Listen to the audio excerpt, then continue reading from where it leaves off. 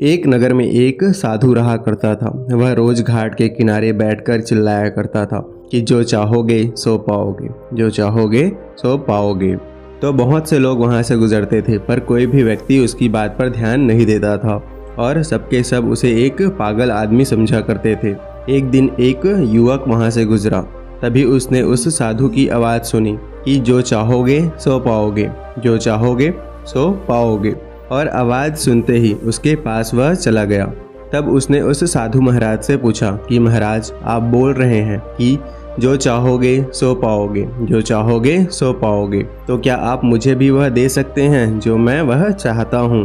तब साधु उसकी बात को सुनकर बोला कि हाँ बेटा, तुम जो कुछ भी चाहता है मैं उसे तुम्हें ज़रूर दे दूँगा।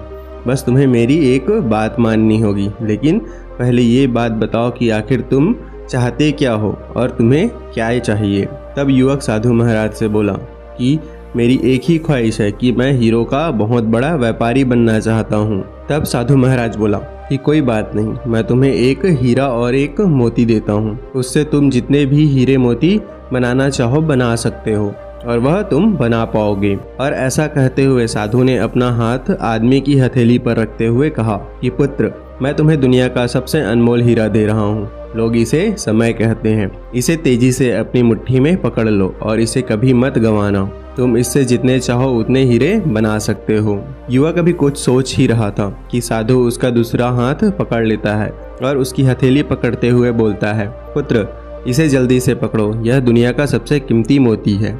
लोग इसे धैर्य कहते हैं और जब भी समय देने के बावजूद परिणाम न मिले तो इस कीमती मोती को धारण कर लेना और याद रखना, जिसके पास यह मोती है वह दुनिया में कुछ भी प्राप्त जरूर कर सकता है। तब युवक गंभीरता से साधु की बात पर विचार करता है और निश्चय करता है कि वह आज से कभी भी अपना समय बर्बाद नहीं करेगा और हमेशा धैर्य से काम लेगा।